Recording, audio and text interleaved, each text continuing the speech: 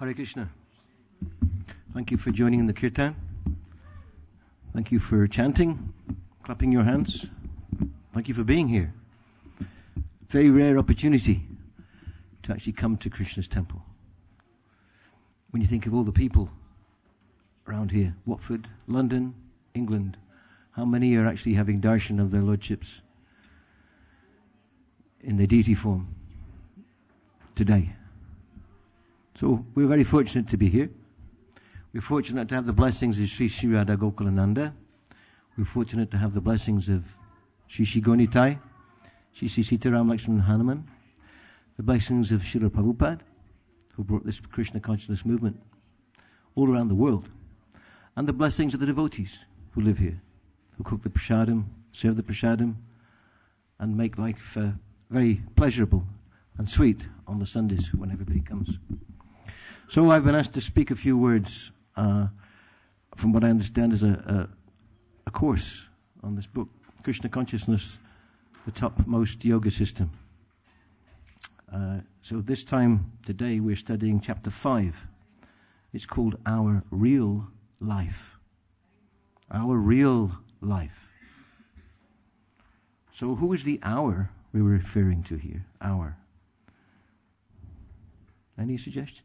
Our real life. What is the word? The collective hour. What does that mean? Not like hours and minutes. It's hour. Mankind. Yes. Yes. Because within mankind there are many collectives. There's the English collective. We think our. Or the European our. And then we think nationally our. Many different designations. But then it goes on to say real. So what is real? Real. Reality without illusion. Yes. A voice from... Thank you. Reality. Because reality isn't illusion. Sometimes we may be convinced that what we see or perceive or feel is reality, and it might be to us, but it has no bearing in the bigger scheme of things. So we're talking about absolute reality. And the third word is life. Our real life. So what is life?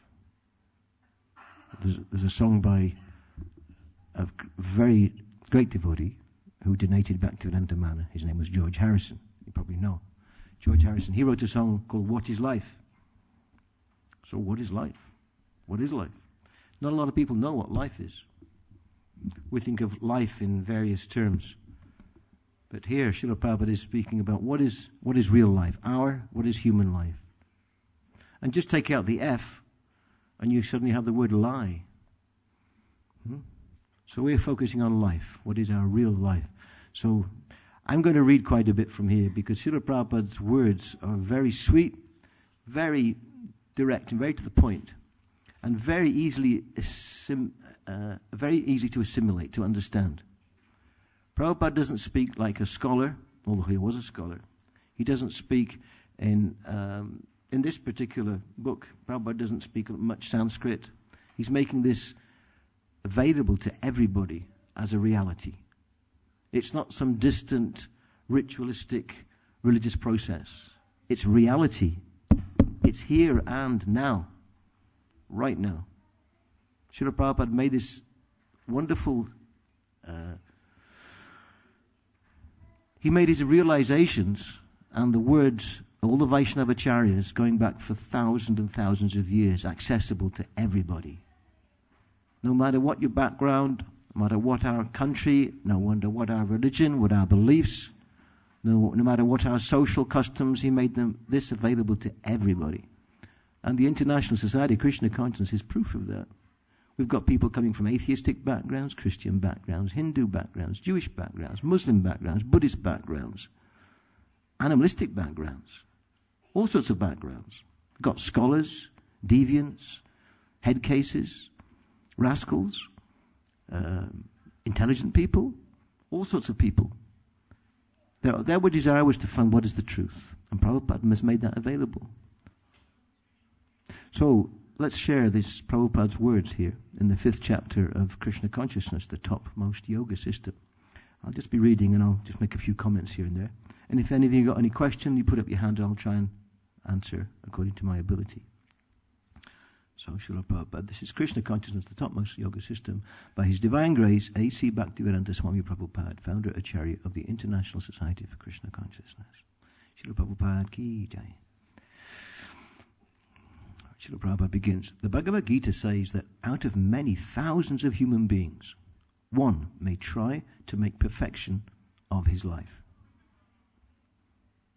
Man is an animal, but he has one special prerogative: rational thought. What is that rational thought? Reasoning, power, argument. Now, reasoning power is there in dogs and cats as well. I'm sure one or two of you have got a dog or a cat, or perhaps a hamster, or a goldfish. Even goldfishes have reasoning power. Suppose a dog comes up to you. If you say, "Hut!" he'll understand. The dog will understand that you don't want him around. So he has some reasoning power. But what is the special reasoning power of the human being? As far as the bodily necessities are concerned, the reasoning power is there even in the animal. If a cat wants to steal some milk from your kitchen, she has very nice reasoning power. She's always looking to see when the master is out and she can take. When I was a kid, the milkman used to deliver the milk outside the front door, you know. And in the winter time, you'd often find that the little silver foil top of the milk had been pecked open. Not by the cats, of course, but by the blue tits. No? How does the blue tit know that there's fresh cream in the top of a milk thing? How does it know that? No? It's got to find the milk. How does it know that? It's reasoning. And I don't understand how it knows there's fresh cream in the top of a milk thing, because a milk bottle is quite alien to a blue tit, but they do. They figure it out. Because the super soul is also in the heart, and in the wintertime, birds get very hungry. So super soul says, check it out, in whatever bird language he refers to. Knows where to go. So animals have reasoning power. For those of you who've got goldfishes, it doesn't take long before the goldfish knows when there's a hand above its goldfish bowl or its tank, food's going to come in. So you can tease your goldfish. If you put your hand above the fish tank and do that, all the fish will start looking up for the food because it thinks there's food coming in. So our four propensities of animal life: eating, sleeping, mating, and defending. There is some power even in beasts. Then what is the special reasoning power of the human being, by which he is called the rational animal? There's many cases in Prabhupada's talks, and I'm sure devotees we speak about this propensity for eating and sleeping and mating and defending. And because we know that these are common to animals and to humans, but we do it a little bit more sophisticated. Sometimes. In this gathering, I'm sure it is more sophisticated. But still, it's the basic animal propensities. So in the next paragraph, Srila Prabhupada says, the special reasoning power is to inquire, to ask a question. The goldfish never thinks, what am I doing in this? Is this all there is to existence? No? The goldfish can't think like that. And the cat's not thinking, where's the milk come from?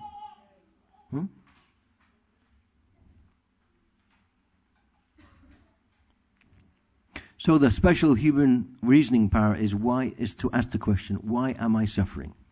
So I'm going to ask you a very frank question. And I want you to put up your hand if the answer is yes.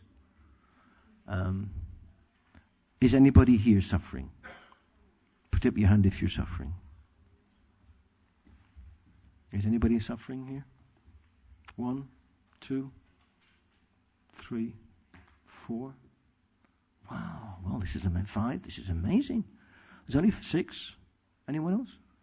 There's 6 people here who are honest and said that they're suffering. And the rest of you are either very dishonest or you don't think you're suffering. So, are you dishonest? We'll give you another shot, okay? We're going to have another shot. And we'll take it on face value this time. Put up your hand if you're suffering. A few more, but a lot of you are not suffering. Well, I'm amazed. What is the secret of your not suffering? I want to know. I want to know what is the secret of your not suffering. All of those who didn't put up your hand, think for a moment, and then tell me now, to everybody here in front of the deities, because it's not a big thing, just tell me, how is it you're not suffering? Just any volunteers? Come on. Put up your hand. Or is it that you were shy to put up your hand and say that you're suffering? Were you shy that if my wife sees that I put up my hand and says I'm suffering, she's going to give me a heavy time this evening? Huh? You're not suffering? Well, I was suffering before I came, but now I have a darshan with the deities and I'm hearing the holy names. I'm relieved of my suffering temporarily. Okay, this gentleman's honest. He's been relieved of his suffering, and he says temporarily. Okay, that's a very good answer. But so far there's no answers. So perhaps we don't realize we're suffering. Maybe we don't. But you have to take a long-term view. Were you suffering last week? Were you suffering last year? Will you suffer next week? Will you suffer next year? If there's no prasadam this evening, are you going to be suffering? Our happiness, what we call happiness, is so dependent upon externals. It's almost an embarrassment. In fact, to an intelligent man, it is an embarrassment. When I say man, woman, or whoever, we're talking about the species, not gender.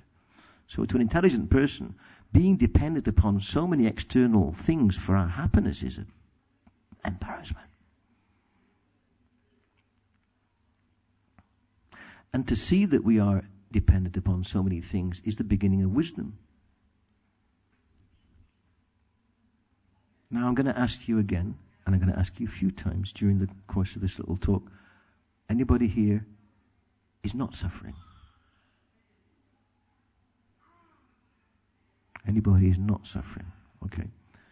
I'm going to catch you out this time. Is anybody here who is suffering?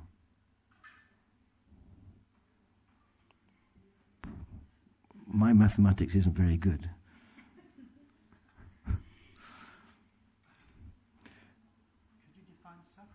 Could I define suffering? Suffering. Well, we suffer from the body. We suffer from...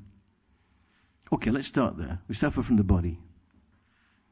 Anybody here doesn't suffer from the body? Come on, let's be honest. Anyone here doesn't suffer from the body? Okay, nobody doesn't suffer from the body, so everybody's suffering from the body. What do we suffer from the body? Sometimes the body's an embarrassment. Okay, if you eat too much and there's no opportunity, now I'm not going to be trying to be gross here, but let's be realistic. If you're out on the street and you've eaten or you've drunken a bit and there's no way to relieve yourself, are you not suffering?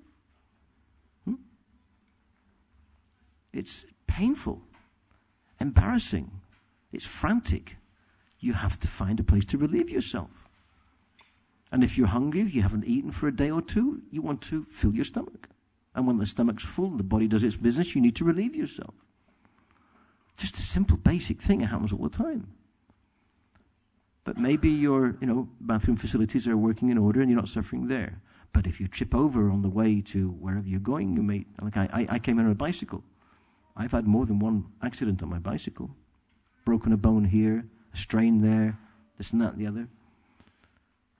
So much suffering. Ladies, so many of you have children. Isn't giving birth painful? Is it not painful? Not always. Some ladies are very fortunate, but bringing up children's a pain, isn't it? They're sweet, and you love them to bits, but what a headache. Mental anguish for the welfare of your child. Isn't that painful? You're in anguish for the welfare of your child. Where is he? Where is she? She's disappeared. Where is she? My God, the panic, the fear, the pain. And it's not even happening to you, it's happening to someone else. And you feel it. There's three kinds of suffering. Adikleshik, I'll get it right. Adidevic and adibautic. Suffering which comes from the body and mind, adhyatmic, adidevic. Suffering which comes from the body and the mind. Suffering which comes from the other living beings. The dog that bites you, the neighbor that throws rocks through your window. And adidevic, the devas, that means the weather, the cold, it's hot, there's an earthquake, there's a tidal wave, whatever. Suffering which comes from other living beings, suffering which comes from the body and mind, and suffering which comes from nature. So we're actually all of us suffering one way or another. If you were living in Tamil Nadu just quite recently, you might have had a tsunami knocking down your house. And even if you live here in England, your central heating is fine, then when the budget comes along, you're suffering because the government wants the money out of your bank balance. Aren't you suffering? So who can doubt we're suffering? So, Prabhupada says here, the special reasoning of humans is to inquire, why am I suffering? Why am I suffering? And this is special reasoning, because not a lot of people think that they're suffering. Next week, next year, everything's going to be fine forever. That's silly. The animals are suffering, but they do not know how to remedy the suffering. So at the moment, we're on the level of animals. If we can acknowledge that we are suffering, we got that far. Now we have to inquire, how do we remedy this problem of suffering? Human beings are making scientific advancement and philosophical advancement, cultural advancement, religious advancement, progress in so many lines because they want to be happy.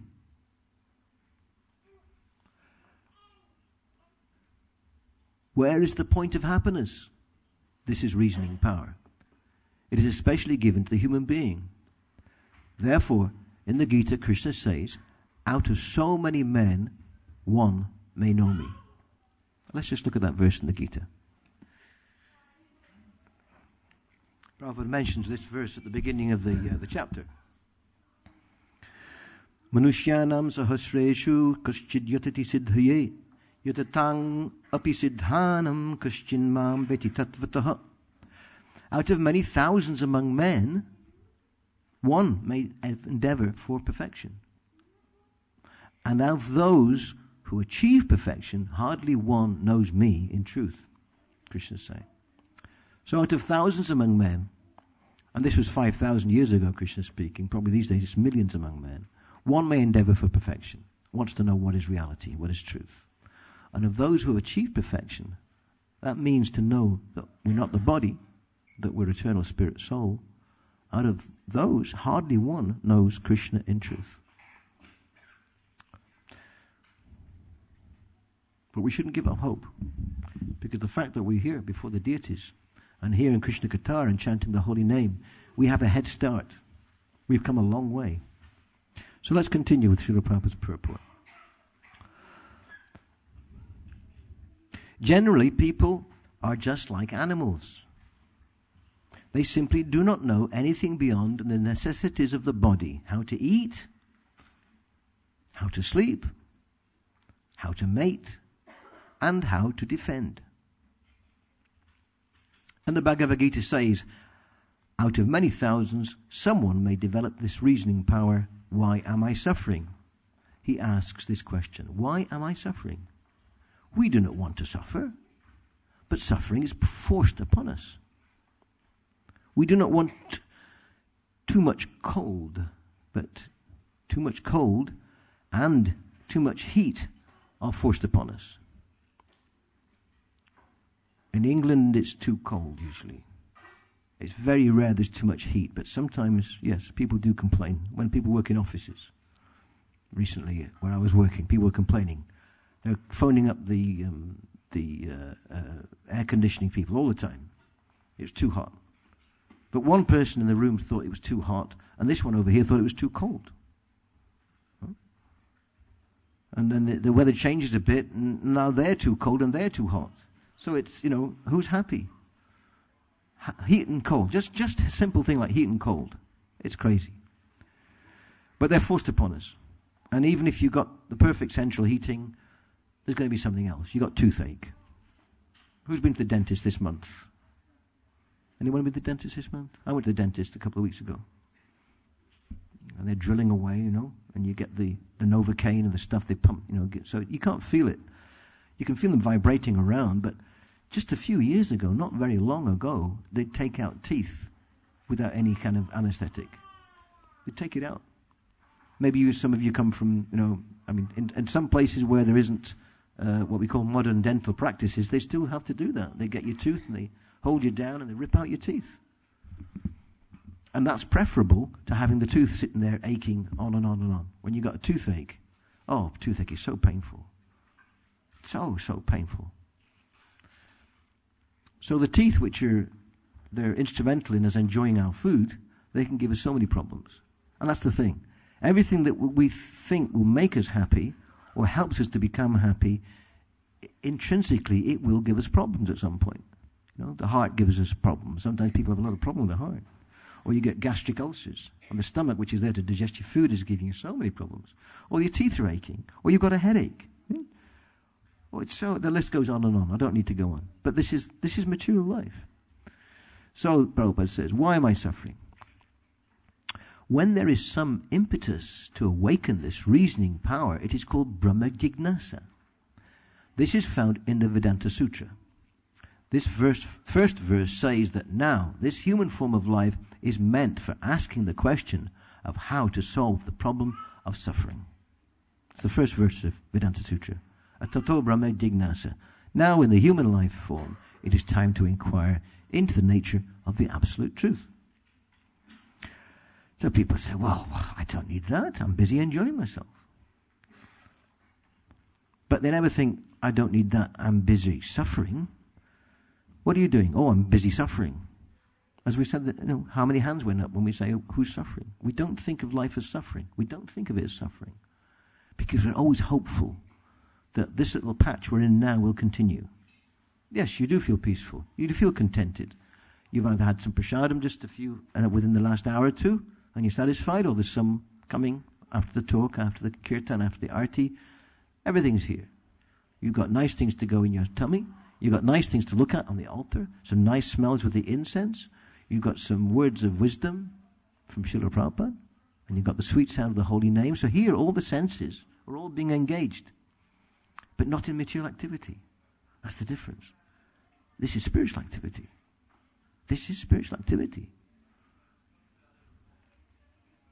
As those of you who have been many times well know. This is spiritual. And you go away feeling, oh, that's very good. I feel good. I feel uplifted. It isn't a ritual. It's not some dry ritual. It can be tasted immediately. As they say, the proof of the pudding is in the eating. So the process of Krishna consciousness is very simple. It is so simple. So simple. But we apply it and we'll get a taste. And the more we apply it, the deeper our taste will go. But I'm diverging from the text that Prabhupada is speaking about here. This human form of life is meant for asking the question of how to solve the problem of suffering. Because if you don't think you've got a problem of suffering, then we've got a problem. That is a problem in itself, if we think we're not suffering. But any intelligent person could see, yes, actually, life isn't a bed of roses. It might be a bed of thorns sometimes. And occasionally we get a whiff of the rose. Life is a bit like the rose bush, actually. The roses come at certain times. They're lovely. Of course, some roses don't smell. They're useless. They look okay. You smell it, useless. But some roses the smell is heavenly. Incredible smell. When you go to pick a rose, though, you have to be careful because you might get cut. Because along with the rose, there's the rose bush, some of them big thorns. Massive, great thorns. So life is like that. The rose blossoms. It's beautiful, and then it withers. It's gone. Just some dry, dead petals. No smell, and yet there's the thorn bush. So life's a bit like that. We get a few roses in our life, but there's a lot of thorns.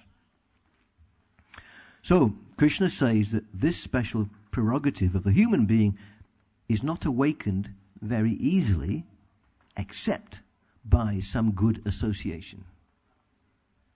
In other words, it's difficult to do by oneself. Difficult to do on your own. Just as we have this Krishna conscious association, if we attain such association, where nice things are discussed, then that awakening of reason, that special prerogative of being human, will come. As long as this question does not arise in one's mind, he should understand that whatever activities he is doing will lead to his defeat. Will lead to his defeat. Is there anybody that you know who's never been defeated by the material nature? So many men have come and gone. Very powerful men. They've conquered nations. They've made scientific inventions and discoveries. And in every case, everyone has been defeated by old age and death. In every single case. Even some of the greatest materialists, like those of you who've been here regularly, will know the picture of Lord Nrsingadev there in the corner, the painting. And he's tearing Hiranyakashipu apart. And anybody here for the first time, by the way? Anyone coming here for the first time?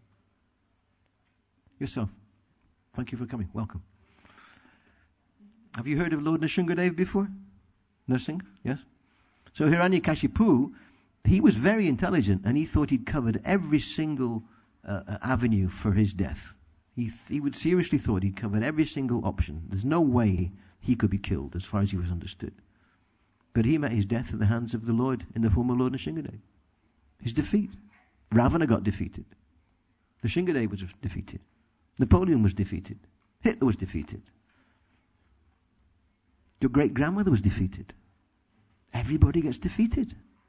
I will be defeated, and you will be defeated. In terms of our material plans. But we ourselves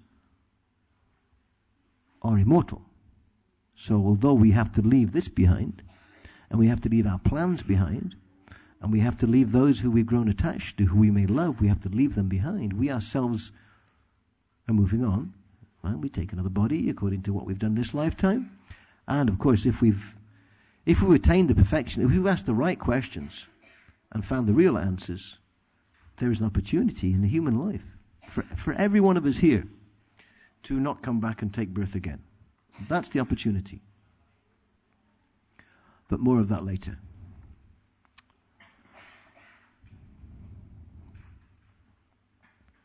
So Prabhupada says, as long as this question does not arise in one's mind, he should understand that whatever activities he is doing will lead to his defeat. He is simply leading an animal life, but not when these questions arise. Why am I suffering? What am I? Am I meant for suffering? Am I meant for troubles? There's a lady here who has a very bad cough. She's suffering. Our sympathy can go out to her.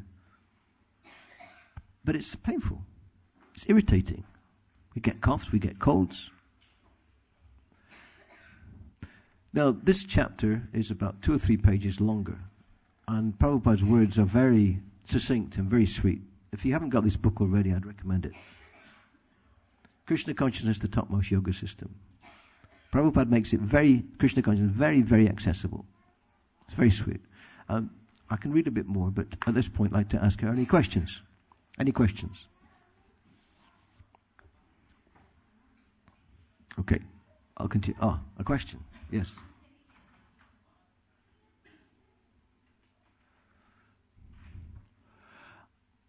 Prabhupada says, I am undergoing troubles by nature's laws and by the state's laws.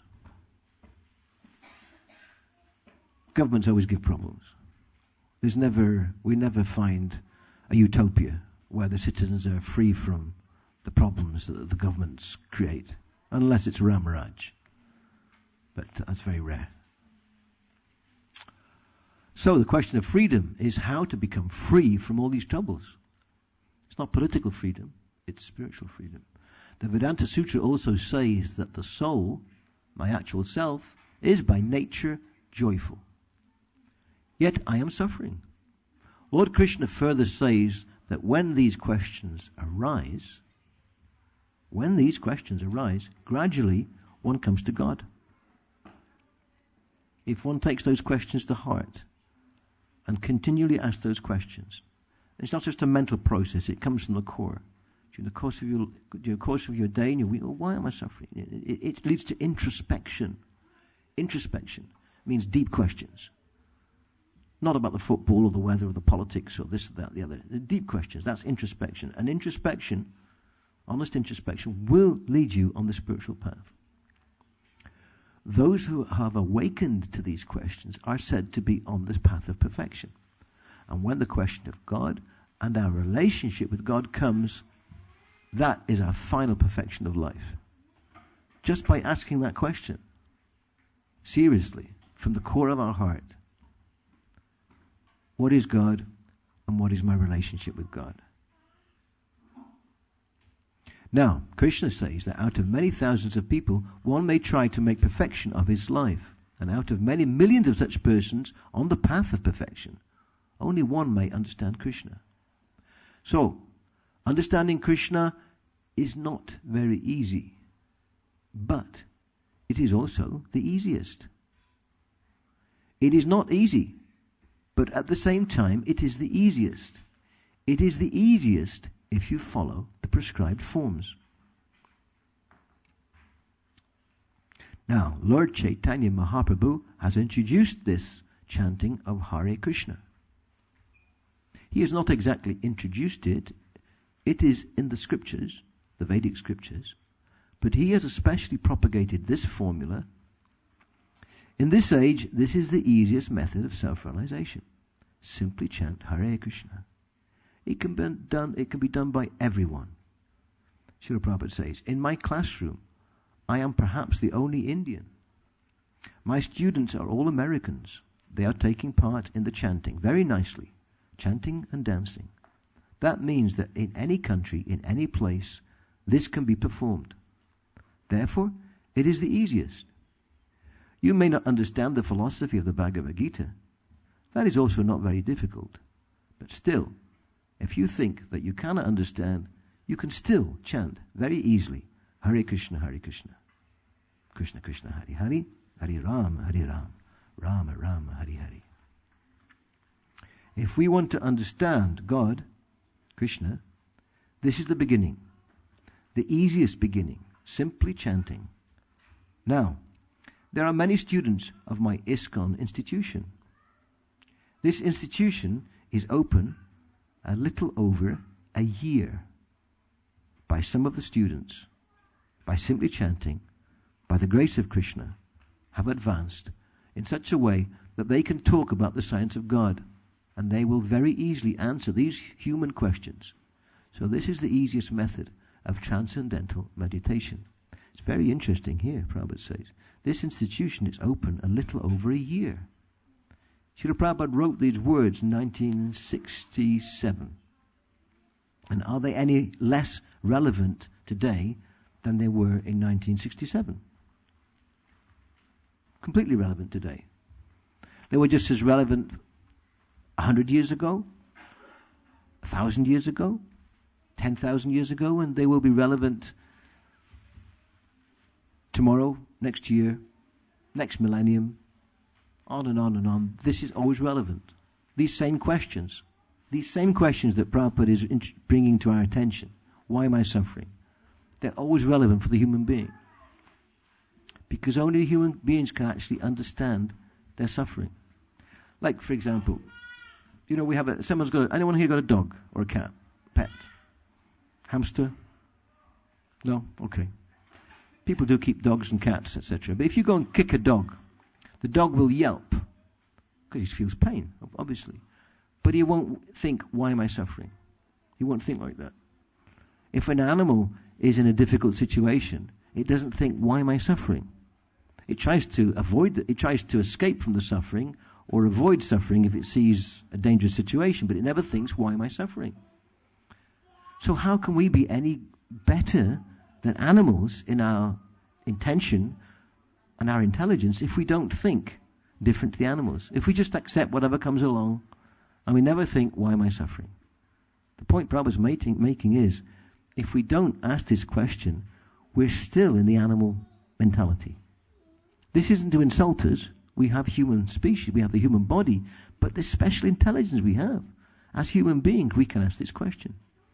So the fact that you are here today in the temple, of course, you're utilizing your human life.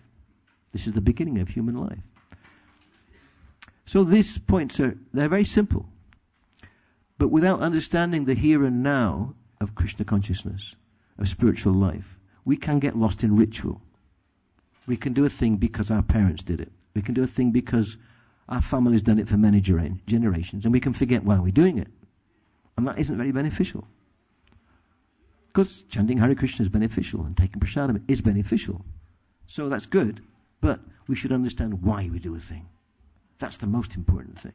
Because if you understand why you do a thing, you can be convinced about it. Not because someone else told you to do it, but you are convinced to do it. Because you see how essential it is. It's essential. It is essential. It's the essential nature of the human being, the eternal soul in the human body has this chance. And it's 1 in a billion. One in a billion. How many times? Just in our own progress through all the different species of life.